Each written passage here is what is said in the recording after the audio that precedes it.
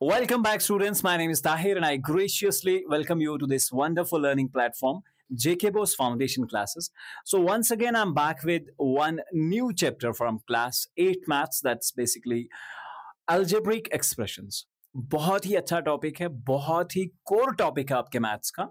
और इस चैप्टर को अगर आप अच्छे से समझ पाते हैं बेटा, तो क्लास 9th में जब आप जाएंगे, तो आप क्लास 9th में इस चैप्टर से रिलेटेड अलजेब्रा के 2-3 चैप्टर आपको मिलेंगे, और सेम वे क्लास 10th में भी आपको 2-3 चैप्टर मिलेंगे। तो इस चैप्टर को बड़ी कीनली से पढ़ेंगे और बहुत आराम से समझने की कोशिश करेंगे। समझ गए बात को? तो चलिए शुरुआत करते हैं आज के इस लेक्चर के। इससे पहले के सारे लेक्चर्स ऑलरेडी आप तक पहुंच चुके हैं। तो चलिए शुरुआत करते हैं आज के इस चैप्टर की। चैप्टर का नाम है अलजेब्रिक एक्सप्रेशन। समझ गए बात? और सबसे पहले आप देखिए, अलजेब्रिक एक्सप्रेशन बेसिकली होता क्या है। सबसे पहले हम ये समझने की कोशिश करेंगे कि ये अलजेब्रिक एक्सप्रेशंस होता क्या। तो बेसिकली एक मैथमेटिकल फ्रेज जिसे हम कहें, ये फ्रेज है that can include the numbers, जिसमें नंबर्स हो सकते हैं। एक ऐसी कॉम्बिनेशन है, मैथमेटिकल कॉम्बिनेशन, जिसमें नंबर्स होंगे, आपके पास वेरिएबल्स होंगे, आपके पास कांस्टेंट टर्म्स होंगी, आपके पास कोएफिशिएंट्स होंगे, और इन सारे नंबर्स को हम एक्चुअली कंबाइन करते हैं with the help of mathematical operations, जिनमें आपका डिवीजन, मल्टीप्लिकेशन, माइनस, प्लस, ये सारे मैथमेटिकल ऑपरेशंस आते हैं। यानी कि एक ऐसी कॉम्बिनेशन वेरिएबल्स की, कांस्टेंट्स की, कोएफिशिएंट्स की, नंबर्स की, जिसमें हम ऑपरेट करते हैं मैथमेटिकल ऑपरेशंस, और इनसे उन्हें हम कंबाइन करते हैं, और जो कॉम्बिनेशन के बाद हमें एक एक्सप्रेशन मिलती है, उसे हम अलजेब्रिक एक्सप्रेशन मिलती है। समझते हैं। देखिए, सबसे पहले हमारे पास है parts of N algebraic expression में अगर हम बात करेंगे, तो देखिए मेरे पास अगर जनरली में यहां पे एक चीज आप समझिएगा कि क्या डिफरेंस होता है एक एक्सप्रेशन में और एक इक्वेशन में। समझिए बात को अच्छे से। जब भी आपके पास एक्सप्रेशन की बात होगी बेटा, एक्सप्रेशन, ठीक है, expression means that expresses something. जैसे मैंने यहां पे लिख दिया 2x plus of y plus of 3, ये मैं एक अलजेब्रिक एक्सप्रेशन मान के चल रहा हूं। समझ गए बात? और अगर इसी अलजेब्रिक एक्सप्रेशन को मैं कुछ यूं लिख दूं, 2x plus of y plus of 3 equals to suppose 0, तो बेटा ये एक्सप्रेशन अब नहीं रही, अब ये बेटा इक्वेशन हो गई। जब भी आपका इक्वल टू का साइन आ जाएगा बेटा, तो ये इक्वेशन कहलाएगी, और अगर ये इक्वल टू के बगैर लिखी हुई है तो आप इसे एक्सप्रेशन ही बोलेंगे। समझ गए बात को? एक्सप्रेशन क्या है? Combination of variables, constants, coefficients with the help of mathematical operators. समझ गए बात को? यानी कि कोई ऐसी एक्सप्रेशन, कोई ऐसी mathematical combination of numbers, combination of variables, combination of constants, combination of coefficients with the help of mathematical operators is basically called as your algebraic expression. समझ गए बात बेटा? अब यहां पे कुछ चीजें समझनी है। सर ये x क्या होता है सर? सर ये y क्या होता है सर? सर ये 3 क्या होता है सर? अब समझिए बेटा, हमारे पास कभी कभार ऐसी सिचुएशन आ जाती है, जैसे मैं आपसे कहूं कि what should be, समझना बात को, what should be added to 10, what should be added to 10 to make it 17। मैं ये कह रहा हूं कि आपके 10 को क्या ऐड करूं, 10 को क्या ऐड करूं बेटा, 10 को क्या ऐड करूं, समझ रहे हो, 10 को मैं क्या ऐड करूं कि आंसर आ जाए इक्वल टू 17। अब मैं ये क्या ऐड जो है ना बेटा, क्या ऐड को मैं क्या समझूं, क्या ऐड को मैं समझूंगा कि ये बेटा एक अननोन क्वांटिटी है जो मुझे नहीं पता है। समझ गए बात को? और यहां ये जो मैंने x ले लिया, ये मेरा वेरिएबल कहलाएगा बेटा। समझ गए बात को? अच्छे से समझना। अब मैंने जब 10 प्लस x लिखा इज इक्वल टू 17, तो बेटा ये समझ गए आप बात, ये अच्छे से समझ गए आप बात कि ये कोई अननोन क्वांटिटी थी, अननोन क्वांटिटी। जो हमें बिल्कुल नहीं पता थी। और जब ये अननोन क्वांटिटी का हमें वैल्यू फाइंड आउट करना होगा, तो हम इसे इक्वेट करके फाइंड आउट करेंगे। तो मैं x को यहीं रखूंगा, 10 को ट्रांसपोज करूंगा, I will get 17 minus of 10, तो मुझे x का वैल्यू निकला 7।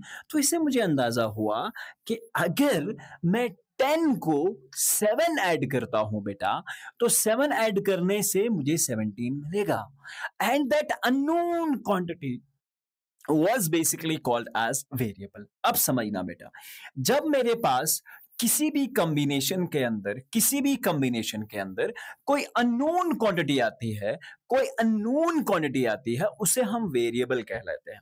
और ये वेरिएबल क्या है बेटा? वेरिएबल क्या है बेटा? याद रखना अच्छे से, variable is something that varies, यानी कि जो चेंज होगा। दैट इज, या तो आप ऐसा भी लिख सकते हैं, दैट इज नॉट फिक्स्ड। और जनरली बेटा वेरिएबल्स को हम रिप्रेजेंट करते हैं, generally variables are represented by alphabetic letters बेटा। अल्फाबेटिक लेटर्स, जो भी हमारे एबीसी के लेटर्स होते हैं बेटा, तो इनसे हम इन्हें रिप्रेजेंट करते हैं। यानी कि A B C D D D till Z तक आप किसी भी अल्फाबेटिक लेटर से, चाहे वो कैपिटल हो चाहे वो स्मॉल हो, अननोन वेरिएबल्स को आप रिप्रेजेंट कर सकते हैं। समझ गए बेटा? अब बोलोगे सर आपने लिखा था 2x plus of y plus of 3। अब ये 3 जो है सर, ये एक न्यूमेरिकल वैल्यू है और बिना किसी वेरिएबल के लिखा हुआ है। तो हाँ बेटा, जब भी आपके पास कोई नंबर बिना किसी वेरिएबल के लिखा जाए, तो इसे हम बेटा कांस्टेंट बोलते हैं। यानी कि ये वैल्यू जो होता है इट्स फिक्स्ड। कांस्टेंट का वैल्यू जो होता है बेटा it's fixed, it is not changing. ये 3 है, 5 है, 6 है, तो ये 6 है। ये नेगेटिव हो सकता है, पॉजिटिव हो सकता है। तो ये चीजें आप याद रखोगे कि कांस्टेंट क्या होता है एक अलजेब्रिक एक्सप्रेशन में बेटा, एक ऐसा न्यूमेरिकल वैल्यू जो कंप्लीटली फिक्स्ड हो। समझ गए बात को? वेरिएबल क्या होता है? जो फिक्स ना हो। अब समझिए बेटा, अगर मैं यहां पे एक ऐसा इक्वेशन लिखता हूं, 2x minus of 3y plus of 6, तो समझिए बेटा ये एक एक्सप्रेशन है। इसमें मैंने आपको बताया जब भी y और x होंगे तो आप कहेंगे ये वेरिएबल्स हैं। तो समझ गए बेटा, x और y वेरिएबल्स हैं sir, these are unknown quantities. अब सर x के साथ अगर कोई चीज मिला के लिखी जाए, क्या बोलेंगे उसे? देखिए, इसी चीज को, ये जो x के साथ है ना बेटा, इसको मैं कहूंगा एक्चुअली कोएफिशिएंट। अब आप बोलोगे सर कोएफिशिएंट क्या होता है सर, ये बता दीजिए सर। कोएफिशिएंट क्या है बेटा? कोएफिशिएंट बेसिकली एक कांस्टेंट ही है। समझ रहे हैं? एक कांस्टेंट ही है, but this constant is related to a variable. समझ रहे हैं बात? याद रखना, coefficient is basically a constant value related to a variable, constant value related to a variable। एक कांस्टेंट वैल्यू है जो कि एक वेरिएबल को रिलेट करके लिखा जाता है। देखिए, अब ऐसे होगा 2x, तो 2 यहां पे कोएफिशिएंट है। अब अगर होगा माइनस ऑफ 3y, तो याद रखना बेटा ये -3 यहां पे कोएफिशिएंट है। आपके पास होगा 2xy, ऐसे होगा तो बेटा ये 2 यहां पे कोएफिशिएंट है। यानी कि जब वेरिएबल को मिला के लिखा जाए किसी न्यूमेरिकल वैल्यू के साथ, तो वो जो न्यूमेरिकल वैल्यू होगा मल्टीप्लाई में होगा किसी भी वेरिएबल के साथ, तो वो न्यूमेरिकल वैल्यू बेटा आपका कोएफिशिएंट कहलाएगा। अब अगर मैं आपसे पूछूं कि बेटा मुझे इस चीज का आप आंसर बताइए, तो प्लीज एक बार आप पहले वीडियो को स्टॉप करेंगे और फिर मुझे आंसर लिखेंगे, उसके बाद मेरा आंसर सुनेंगे। मैंने लिख दिया यहां -3x plus of 2y minus of 3। तो मैंने कहा बेटा एक्स का कोएफिशिएंट क्या है? मैं पूछ रहा हूं एक्स का कोएफिशिएंट। आपको बताना है एक्स के साथ क्या रिलेटेड है। आपने बताया एक्स के साथ सर 3 रिलेटेड है, तो मैं बोलूंगा कि एक्स का जो कोएफिशिएंट है वो है -3। अब मैं पूछ रहा हूं बेटा वाई का कोएफिशिएंट क्या है? तुमसे पूछ रहा हूं, तो आप पहले वीडियो को रोकेंगे और पहले आंसर करेंगे, फिर मेरा आंसर सुनेंगे। वाई इज बेटा इक्वल टू 2। वाई का जो बेसिकली कोएफिशिएंट है वो 2 है, और ये 3 अकेला लिखा हुआ है, तो ये -3 के साथ आप हमेशा लिखेंगे जब पीछे -3 हो, तो ये कांस्टेंट कहलाएगा। समझ गए बात को? ओके, तो चलिए बात करते हैं अब एक और चीज पे। कभी कभार बेटा ऐसा लिखा होता है x plus Y minus of z plus of 3। बात को समझिएगा, इस x के साथ तो कुछ भी नहीं है, अकेला है, सिंगल है। लेकिन सिंगल क्या होता है याद रखना, अगर इस x के साथ मैं यहाँ 1 रख दूं तो 1 इंटू एक्स इज x, तो again the coefficient of x is 1। y भी अकेला है, तो y के साथ अगर हम 1 इंटू वाई रखते तो y ही हुआ, तो y का भी कोफिशिएंट बेटा 1 होगा। और यहाँ z की कोफिशिएंट की बात करें तो minus z is nothing but minus of 1, तो याद रखेंगे माइनस z था, तो इसके साथ -1 होगा, तो 3 आपका बेटा कांस्टेंट टर्म है। तो ये है बेटा combination of variables, constants, coefficients with the help of mathematical relations or mathematical operations is called your algebraic expression. And we discussed about the constant term, we discussed about the coefficient term, variable के बारे में हमने बात की और constant के बारे में हमने बात की। चलिए अब बात करते हैं टाइप्स ऑफ algebraic expressions। समझ गए बात को? algebraic expression समझ में आ गया अच्छे से? अगर algebraic expression समझ आ गया तो ये तो बहुत आसान है बेटा। अब algebraic expression की क्लासिफिकेशन डिफरेंट तरीके से होती है। समझ गए बात को? तो सबसे पहले ये जो क्लासिफिकेशन यहाँ है, this classification is basically on the basis of terms, on the basis of terms. समझना बेटा अच्छे से कि क्या होती है ये टर्म, क्या होती है। देखिए बेटा, सबसे पहले अच्छे से समझना, अगर मैं एक टर्म लिख देता हूं 2xyz, तो ये कितनी टर्म्स हैं बेटा? कितनी टर्म्स हैं? आप बोलोगे सर 2 है, x है, y है, z है। बहुत सारी टर्म्स है सर, 4 टर्म्स नहीं बेटा। मैथमेटिकली जब तक भी कोफिशिएंट्स और वेरिएबल मल्टीप्लिकेशन के अंदर हों तो उन्हें हम एक ही टर्म समझते हैं। जैसे मैंने कह दिया 2xy, तो आपको 2x और y को अलग अलग नहीं समझना। आपको क्या समझना है बेटा कि 2 और x और y ये एक ही टर्म में है। सर ने बताया था जब तक वेरिएबल्स और कोएफिशिएंट्स मल्टीप्लिकेशन में हो तो उसे हम एक टर्म कहेंगे। और अगर बेटा इसी 2xy के साथ में लिख दूं +3x², तो आप कहेंगे बेटा कि सर अब ये जो कहानी है ये बदल चुकी है। सर ने तो मल्टीप्लिकेशन बताया था, अब हमारे पास एडिशन भी आ रहा है, तो इसका मतलब ये हुआ ना सर कि ये 2 टर्म्स हो गई सर। Obviously yes. अब अगर मैं यहां तीसरा -3 लगा दूं, आप बोलोगे सर ये 3 टर्म्स हो गई।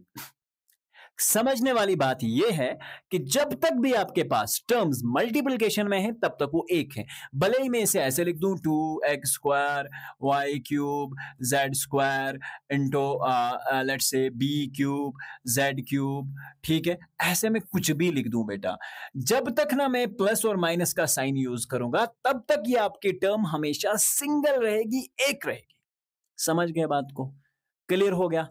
अब देखिए, अगर मैं बात करता हूं if I am talking about one more concept, and what is that, हमारे पास एक टर्म आती है बेटा जिसे हम कहते हैं like terms and unlike terms. समझ गए बात? लाइक का मतलब एक जैसी दिखने वाली और अनलाइक का मतलब अलग अलग दिखने वाली। ऐसा है सर क्या? तो चलिए देखिए, लाइक में बेटा अगर मैं बात करता हूं तो एक चीज का आप ध्यान रखेंगे। मैंने यहां लिख दिया 2x और y, और यहां लिख दिया साथ में -13y एंड x। ठीक है, मैं आपसे पूछ रहा हूं कि ये लाइक टर्म्स है कि अनलाइक? आपने कहा सर यहाँ दिख रहा है हमें एक्स वाई मल्टीप्लाई में, यहाँ दिख रहा है वाई एक्स मल्टीप्लाई में, और ये 13 और 2 है। न्यूमेरिकल कोफिशिएंट्स को आप छोड़ दें, अगर ये लेटरल कोफिशिएंट यानी कि जो वेरिएबल का कोफिशिएंट है, अगर ये किसी भी टर्म में सेम है, तो आपके पास ये वाली जो टर्म है वो लाइक बनती है। आपने देखा आपके पास था x and y and then you have y and x। x and y में अगर मैं बात करूं बेटा, x y सेम है और y x भी आपके पास सेम है। x y और y x आपने क्या देख लिया, x y और y x में अगर हम बात करेंगे, you have basically two same multiplications, क्योंकि बेटा x और y का अगर मैं वैल्यू निकालूं तो दैट इज एक्स वाई। समझ गए बात को? और अगर मैं आपके yx का वैल्यू निकालूं बेटा, yx is also can be written as xy, क्योंकि मल्टीप्लिकेशन ही तो है। तो आप यहां से क्या समझे कि ये दोनों चाहे आगे पीछे लिखे जाएं, मल्टीप्लिकेशन में है, और अगर वेरिएबल सेम ही है तो टर्म सेम है। समझ गए बात को? तो यानी कि अगर मैं अब ऐसा लिख दूं, 2x y और माइनस ऑफ 17xy दो टर्म्स है मेरे पास, तो आप कहेंगे बेटा ये xy और xy सेम है। अब अगर xy उल्टा भी लिखा हुआ है, xy या yx, तब भी सेम है। अब समझे बेटा, एक चीज है, अब मैंने ऐसा लिख दिया 2x square y and 2xy। क्या बेटा ये टर्म्स लाइक हुई आपस में? यहां पे मैंने आपको बोला कि टर्म्स के लेटरल कोफिशिएंट बिल्कुल सेम होने चाहिए। लेटरल कोफिशिएंट्स बिल्कुल सेम, यानी कि जो वेरिएबल पार्ट है ना बेटा, x y z a B c, ये बिल्कुल सेम, इसमें कोई चेंज होना ही नहीं चाहिए। मैंने देखा यहां पे ये वाला एक्स स्क्वायर है और ये वाला एक्स अकेला है। तो यहां पे क्या समझ आ रहा है आपको कि एक तो स्क्वायर में है और दूसरा वाला एक्स में है, सिंगल लिखा हो। तो मतलब दीज आर अनलाइक टर्म्स। तो लाइक टर्म्स कौन सी टर्म्स होती हैं बेटा? लाइक टर्म्स वो टर्म्स होंगी बेटा जो आपके पास जिनका लेटरल कोफिशिएंट बिल्कुल सेम होगा। न्यूमेरिकल कोफिशिएंट का कोई मतलब नहीं, कुछ भी हो, doesn't matter, but lateral coefficient must be same and the power of every variable must be same. यानी कि यहां x और y दोनों जगह पे है, लेकिन यहां एक स्क्वायर है और यहां पे x है। तो हम समझे बेटा एक चीज, और वो ये है कि these are not the like terms. अब बोल रहे हो सर समझा रहे हो टाइप्स ऑफ ये, और ये लाइक और अनलाइक की कहानी क्यों बता रहे हो? तो बता रहा हूं, देखिए अगर आपके पास दो ऐसी सिचुएशंस हैं, मैंने एक एक्सप्रेशन लिख दिया और मैंने कहा बेटा कि ये वाले एक्सप्रेशन में आप मुझे बताइए कितने टर्म्स हैं, 2xy एंड प्लस में मैंने बता दिया 5xy। आप बोलोगे सर ने बोला था कि जब प्लस हो बीच में तो दो टर्म्स होती है। सर ये एक टर्म हो गई, ये एक टर्म हो गई, लेकिन नहीं, कहानी में है ट्विस्ट, और वो ये है कि अगर आपके पास लाइक टर्म्स हैं, उन्हें जब आप बेटा ऐड करेंगे तो आंसर आएगा 7xy। ऐसा हो सकता है, मैंने ये कह दिया आपसे 7xy और 5xy, कितने xy हुए? आप कहोगे एक आदमी के पास 5xy है, एक के पास 2xy है। मैंने कहा इनको जोड़ दो। जैसे ही हमने जोड़ा 5xy और 7xy, 2xy हो गए सर, 7xy हो गई, तो 7xy तो सर एक ही टर्म बन गई। समझ गए बात? तो इस तरह से आपको ध्यान रखना है, जब भी आपको किसी भी टर्मिनोलॉजी में आपको टर्म्स डिफाइन करने हो तो पहले चेक करेंगे आपके अनलाइक और लाइक टर्म्स कौन सी। उसके बाद आप डिसाइड करेंगे कि हमारा जो पॉलिनोमियल है या हमारा जो अलजेब्रिक एक्सप्रेशन है वो 2 टर्म्स का है, 3 का है, 4 का है या सिंगल टर्म का है। आई होप कि लाइक और अनलाइक की पूरी कहानी जो बेटा समझ आ चुकी होगी आपको। अगर लाइक और अनलाइक की कहानी समझ आ गई है तो अब मैं इजीली इस कॉन्सेप्ट को डिफाइन करने जा रहा हूं, जो कि कॉन्सेप्ट है आपके पास टाइप्स ऑफ अलजेब्रिक एक्सप्रेशंस। ये है on the basis of terms. अगर बेटा कोई ऐसी अलजेब्रिक एक्सप्रेशन है जिसके अंदर सिर्फ एक ही टर्म है, यानी कि मैंने लिख दिया 3xyz, एक ही टर्म है, अलग अलग वेरिएबल्स, तो यहां पे आप बोलोगे बेटा इसे हम बोलते हैं mono means one, नोमियल means the term, तो ये याद रखोगे मोनोमियल। ठीक है, तो ये मोनोमियल एक्सप्रेशन कहलाएगी, यानी कि सिंगल टर्म वाली। अब किसी में दो है बेटा, जैसे 3x प्लस 2 है, तो वो हमारे पास बाइनोमियल कहलाएगी। किसी में अगर 3 है, ट्राइनोमियल, तो ये चीज आपके पास ट्राइनोमियल कहलाएगी, 3 टर्म्स वाली ट्राइनोमियल कहलाएगी। और अगर 3 से भाई ज्यादा आ जाए तो हम उसे पॉलिनोमियल बोलते हैं बेटा। Poly means many and nomial means the terms, तो ये हो जाएगा आपके पास पोली यानी कि मैनी टर्म्स। यानी कि 3 तक तो हम नाम गिनते हैं, और उसके बाद हम एग्जैक्टली क्या बोलेंगे, मैनी टर्म्स। समझ गए बेटा? Types of algebraic expression, sir एक टर्म है तो मोनोमियल, 2 टर्म है तो बाइनोमियल, 3 टर्म है तो ट्राइनोमियल, और अगर 4 टर्म है बेटा तो ये पॉलिनोमियल कहलाएगा।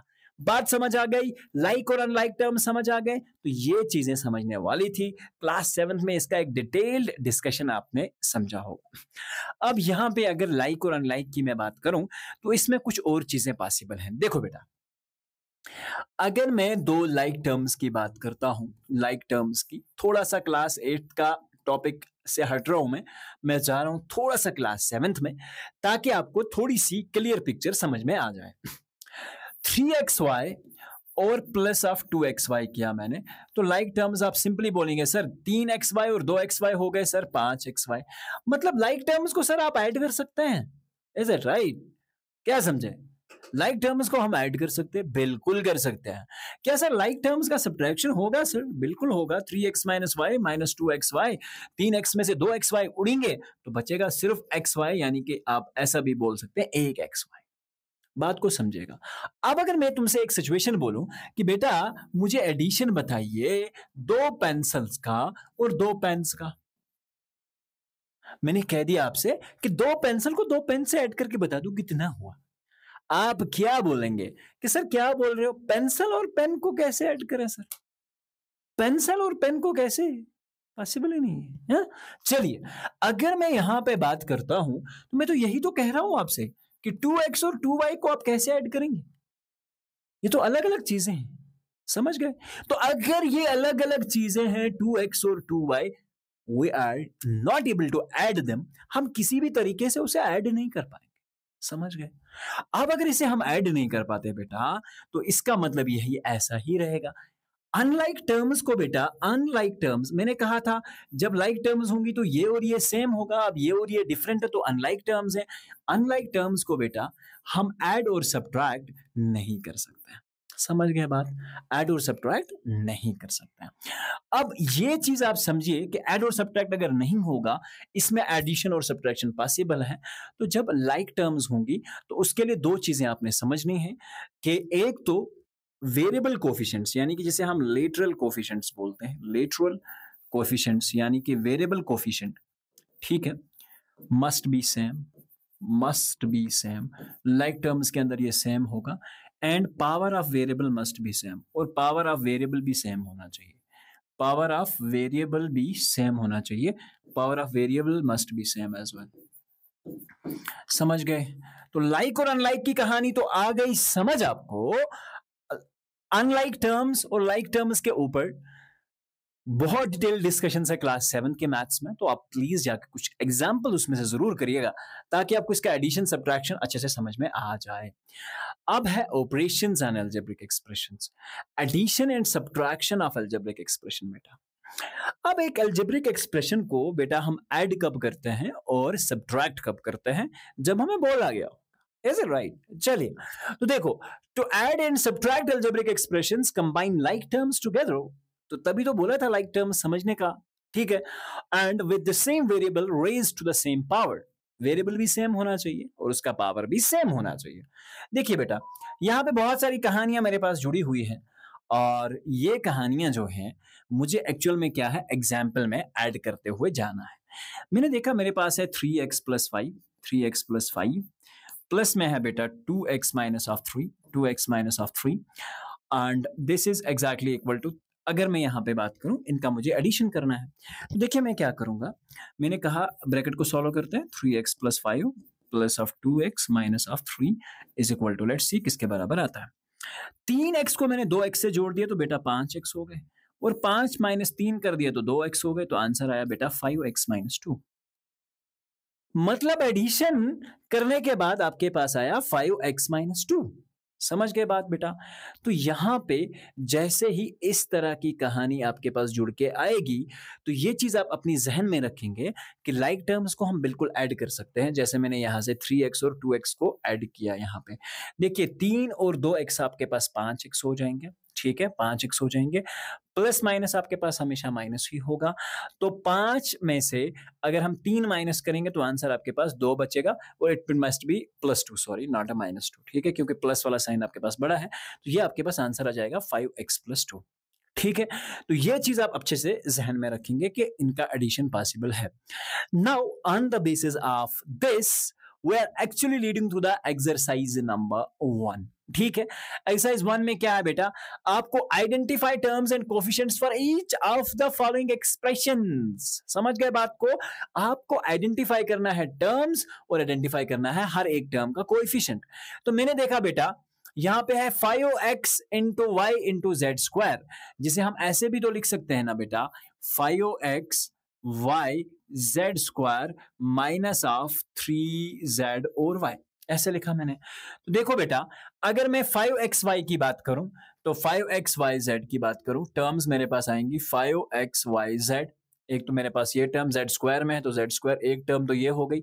दूसरी टर्म है बेटा मेरे पास -3zy, और इसका पहली वाली टर्म का कोफिशिएंट कितना है बेटा? 5। पहली वाली टर्म का कोफिशिएंट है 5 और दूसरी वाली का कोफिशिएंट है -3। ठीक है, अब यहां पे देखिए 1 + x स्क्वायर, एक तो टर्म हमारे पास बेटा 1 हो गई, एक तो हमारे पास x हो गई, और एक तो हमारे पास x स्क्वायर हो गई। अब दूसरी टर्म हम क्या देख रहे हैं बेटा? हमारे पास सिर्फ x का कोफिशिएंट हमें लिखना है। कोफिशिएंट x का कितना है बेटा? 1, और x स्क्वायर का भी कोफिशिएंट है बेटा 1। ठीक है, अब है मेरे पास 4x स्क्वायर वाई स्क्वायर एक टर्म, तो इसे हम लिख देंगे 4x square and then y square minus of 4y square x square and z square plus of z square. समझ गए बेटा बात? तो यहां 4 हमारे पास एक न्यूमेरिकल कोफिशिएंट, माइनस ऑफ 4 दूसरा न्यूमेरिकल कोफिशिएंट, और z का कोफिशिएंट है बेटा 1। देखिए यहां इसका कोफिशिएंट 4, इसका कोफिशिएंट -4 और z का कोफिशिएंट है 1। तो ये हो गया आपके पास 3 - pq। 3 is one of the term, comma -pq is another term, qr is another term, -rp is another term। 3 आपके पास कांस्टेंट टर्म है, -pq का कोफिशिएंट -1, qr का कोफिशिएंट 1 और -rp का कोफिशिएंट है -1। x/2 + y/2। ठीक है, तो देखिए बेटा x/2 + y/2 को कुछ ऐसा भी तो लिखा जा सकता है 1/2 ऑफ x, ये भी तो x/2 हुआ। इस तरह से y/2 को हम कैसे लिख सकते हैं बेटा? 1/2 ऑफ y, और यहाँ पे माइनस ऑफ xy बेटा, ऐसा ही लिखा जा सकता है। 1/2 x का कोएफिशिएंट कितना है? 1/2। y का कोएफिशिएंट कितना है बेटा? 1/2। xy का कोएफिशिएंट कितना है? -1। 0.3a, a का कोएफिशिएंट देखिए, टर्म्स कितने हैं हमारे पास? 0.3a। 0.3a हमारे पास एक टर्म है, कम दूसरा टर्म है हमारे पास माइनस ऑफ 0.6a भी दूसरा टर्म है, प्लस में है हमारे पास 0.5b। तो देखिए 0.3a, तो इसका कोफिशिएंट कितना आया बेटा? 0.3। 0.6 हमारे पास दूसरा कोफिशिएंट, अगर ये माइनस में है तो -7 में रखेंगे। ओके, उसके बाद है कोफिशिएंट 0.5। तो ये होता है बेटा आपको समझना कि कैसे आप कोफिशिएंट्स को और इनको अलग करके लिख सकते हैं। तो please take a screenshot. Now हमारे पास अब जो क्वेश्चन है that is basically now question number 2। Question number 2 में क्या है बेटा? Classify the following as polynomials, binomials, trinomials and which polynomials do not fit in any of these categories। तो हमें ये भी चेक करना है कि कौन से इन कैटेगरीज में नहीं आते हैं। मोनोमियल कौन सा है, यानी कि सिंगल टर्म, और जो नहीं फिट होते इसमें, जो कि पोलिनोमियल नहीं है या एक्सप्रेशंस नहीं है, तो वो पोलिनोमियल्स कौन कौन से हैं वो भी हमें साथ में लिखने हैं। तो चलिए बात करते हैं, फिर हम सबसे पहले लिखते हैं मोनोमियल्स। मोनोमियल्स देखो बेटा सिंगल टर्म वाले कहलाएंगे मोनोमियल्स। ठीक है, तो मैंने पहला टर्म देखा अपना x + y is it 1000y। Okay, बात करते हैं क्वेश्चन नंबर 2 की। बहुत आसान सा क्वेश्चन है, बहुत सिंपल सा क्वेश्चन है। हमारे पास बहुत सारी एक्सप्रेशंस ऊपर दे रखी है और हमें बताना है कि इसमें से मोनोमियल कौन सा है, बाइनोमियल कौन सा है और ट्राइनोमियल कौन सा है और कौन सा है जो इस कैटेगरी में फिट नहीं होता। बहुत सिंपल कहानी है। तो सबसे पहले एक्स प्लस वाई की हम बात करें बेटा, तो एक्स प्लस वाई आपके पास दो टर्म्स हैं, तो बाइनोमियल में आएगा एक्स प्लस वाई। आगे हम दूसरी पे थाउजेंड तो बेटा आपका मोनोमियल के अंदर आएगा, ठीक है। उसके बाद है x plus x square plus x cube plus x to power 4। तो देखिए हमारे पास ये चार टर्म्स बन रही हैं, तो इस कैटेगरी में तो ये आ ही नहीं रहा बेटा, तो इसे हम x plus x square plus x cube plus x raise to power 4, तो ये है बेटा हमारे पास जो कि इन तीन कैटेगरी में किसी में भी फिट नहीं होता है। यहां पहुंच गए हम। अब है 7 प्लस वाई प्लस 5x, तीन टर्म्स आ रहे हैं बेटा, 7 प्लस वाई प्लस 5x, तो ये तीन टर्म्स में इसके साथ फिट हो जाएगा, ट्राइनोमियल है। 2y माइनस 3y स्क्वायर, देखिए 2y minus of 3y square यहां पे, ओके। उसके बाद है 2y minus 3y square plus 4y cube, तो ये वाला पार्ट जो है बेटा ये ट्राइनोमियल में आएगा, 2y minus of 3y square plus of 4y cube. उसके बाद बेटा 5x minus 4y plus 3xy, तो ये वाला टर्म भी बेटा आपके पास ट्राइनोमियल में आएगा, 5x minus of 4y plus of 3xy। समझ गए बात को। और अगर अब हम बात करें यहां पे 4z माइनस 15z स्क्वायर, तो ये आपके पास बाइनोमियल के अंदर आएगा, 4z minus of 15z square. A B plus B C plus c d plus d a, तो ये बेटा चार टर्म्स का है, तो a B plus B C plus c d plus d a, ये आपका चार टर्म्स में आता है। पी क्यू आर, देखिए बेटा एक सिंगल टर्म आ रही है पी क्यू और आर, तो ये सिंगल टर्म में आएगा मोनोमियल के अंदर। P square Q plus P Q square, तो ये आएगा बेटा बाइनोमियल के अंदर, P square Q plus P Q square. 2p plus 2q, 2p plus of 2q। सो ये सारे जो हैं क्लासिफिकेशंस कंप्लीट होते हैं क्वेश्चन नंबर 2 में, बस आपको इतना सा करना है। तो चलिए हम करते हैं अब बात क्वेश्चन नंबर 3 के बारे में। Add, we have to add basically these terms, तो हमारे पास बहुत सिंपल सी कॉम्बिनेशन है, a minus A B minus B C plus B C minus of C A. अब कामा की जगह क्योंकि ऐड करना है तो plus C A minus of A B. देखिए बेटा A B minus A B cancel out, B C minus B C plus B C minus C A plus B c, answer is 0। बहुत simple सी classification है बेटा, बहुत आसान से concept है। अब अगर हम बात करेंगे इसके सेकंड पार्ट की, तो मेरे पास है a minus b plus of A b, और इसे मुझे किसके साथ प्लस करना है बेटा, plus of b minus c plus of b minus c plus of b c, और इसके साथ ऐड करना है c minus a plus of A c. चलिए देखते हैं क्या क्या चीजें ऐड हो रही हैं। ए हमारे पास कोई ऐसी टर्म है, देखिए ए यहाँ पे आपके पास पॉजिटिव है और ए यहाँ पे नेगेटिव है, तो कैंसिल हो जाएगा। माइनस बी और प्लस बी आपके पास कैंसिल हो जाएगा, माइनस सी और प्लस सी आपके पास कैंसिल हो जाएगा। तो आपके पास क्या बचा बेटा, सिर्फ A B plus B C and plus of A C, तो ये आपके पास बचेगा टर्म, या आप इसे सी ए भी कह सकते हैं।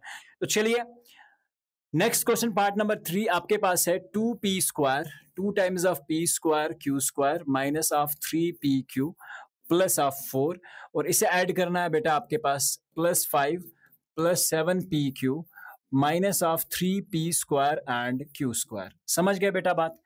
देखिए 2 times of p square q square minus 3 times of p square, तो लाइक टर्म्स को कंबाइन करके लिखिए आप, ये भी एक स्टेप आप एक्स्ट्रा जनरेट कर सकते हैं। p square minus of 3p square and q square. अब है minus of 3pq and then plus of 7pq। समझ गए बात। और यहां पे क्या आएगा, प्लस 4 एंड देन प्लस 5, ठीक है। तो ये वाली चीजें आ जाएंगी, 2p स्क्वायर और 3p स्क्वायर, एक प्लस एक माइनस, तो आंसर आएगा minus of p square and then q square. Minus 3p और 7p, तो ये आ जाएंगे बेटा आपके पास 4p, और 5 और 4 9 हो जाएंगे। तो यहां से आगे और कोई सिचुएशन पॉसिबल नहीं है, तो this is going to be the answer.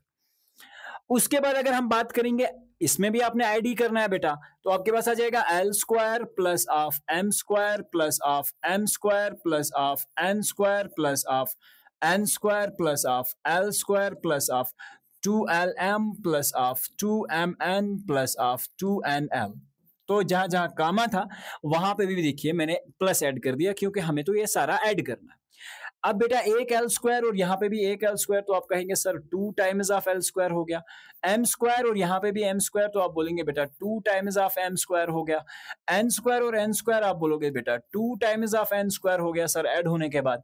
और सामने क्या आपके पास 2 times of l m plus 2 times of m n and plus of 2 times of n l. समझ गए बात को? तो 2 हर जगह आ रहा है, तो you can take 2 common as well. आपके पास अंदर में बच जाएगा l square plus of m square plus of n square plus of l m plus of m n plus of n l. तो ये आपके पास इस पर्टिकुलर क्वेश्चन का आंसर जो है वो बेटा हो जाएगा। तो चलिए बात करते हैं अब क्वेश्चन नंबर 4 की, जहां पे एग्जैक्टली आपको करना है सब्ट्रैक्शन। और सब्ट्रैक्शन में कुछ चीजों का रखना है ध्यान, और वो क्या है देखिए, हमें क्या बताया गया, सब्ट्रैक्ट दिस, ये आपको सब्ट्रैक्ट करना है, और किस में से करना है वो आपका ये वाला पार्ट हो गया। तो देखिए अगर मैं इससे सब्ट्रैक्ट जिस में से करना है, फ्रॉम वाली टर्म को आप पहले लिख देंगे 12a माइनस ऑफ 9ab, और यहां पे क्या बचेगा plus of 5b and minus of 3। इसमें से माइनस करना है, और जो माइनस करना है इस सारी टर्म को आप रखेंगे ब्रैकेट के अंदर। तो क्या हो जाएगा आपके पास minus of 4a minus of 7ab plus of 3b plus of 12। ये चीज आपको इसमें से माइनस करनी है, तो इसीलिए इसको मैंने पहले और उसको बाद में लिख दिया।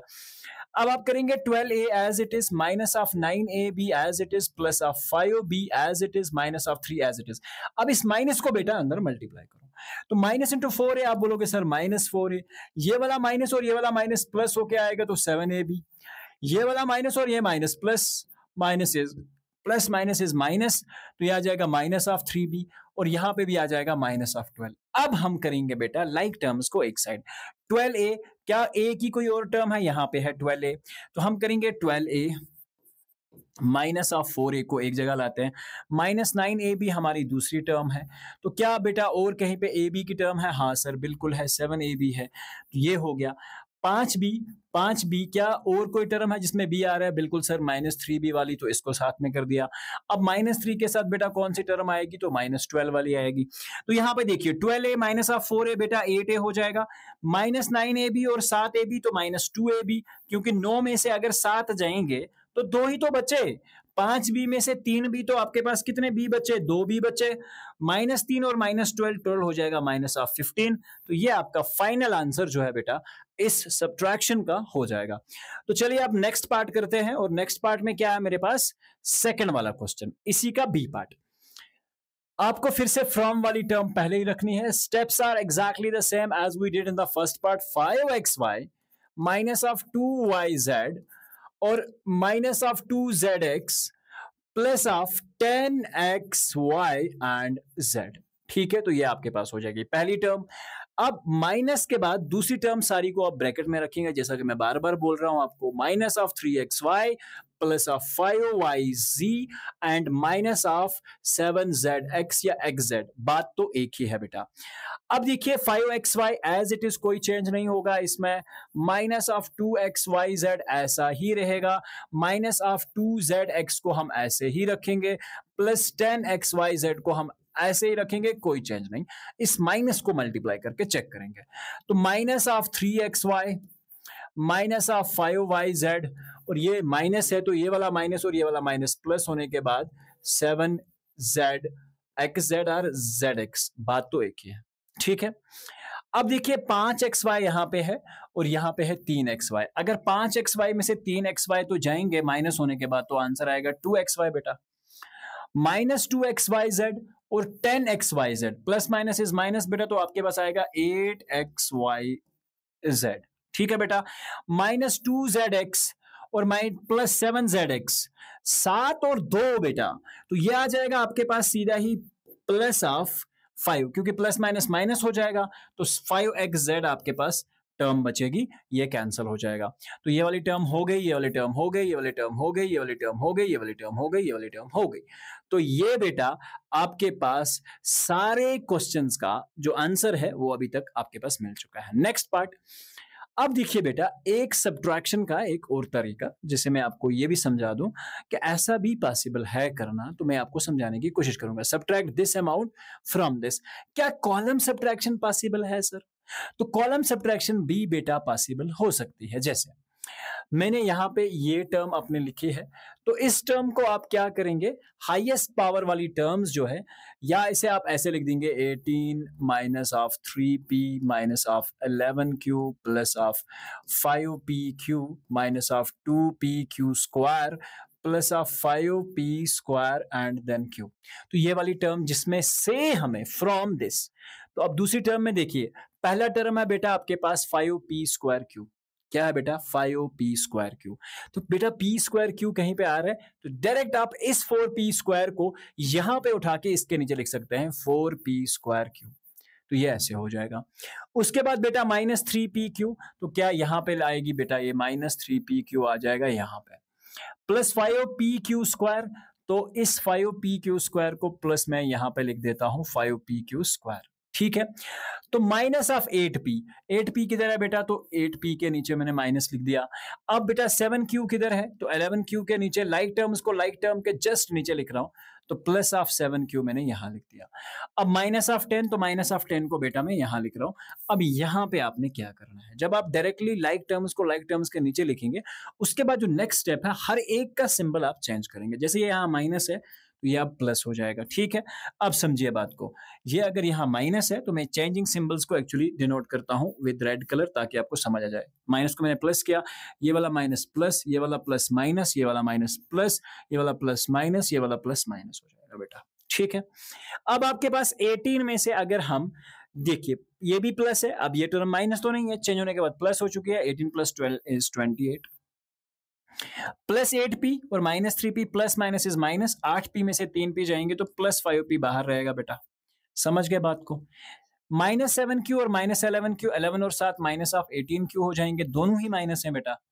प्लस और प्लस, 5 और 3 8pq, 8pq, माइनस और माइनस बेटा प्लस हो जाएंगे, तो ये सिंबल लेकिन माइनस का ही कैरी करेंगे। 5 2 7pq square, plus minus is minus, 5p square cube minus of 4p square cube, तो ये आ जाएगा आपके पास p स्क्वायर क्यूब, लेकिन प्लस p स्क्वायर क्यूब, क्योंकि प्लस वाला जो है वो बड़ा है। तो this is another way of doing the subtraction as well. समझ गए बात को? तो इस तरह से एग्जैक्टली हमारा जो पहला एक्सरसाइज और इंट्रोडक्शन पार्ट है, दिस इज कंप्लीटेड हियर।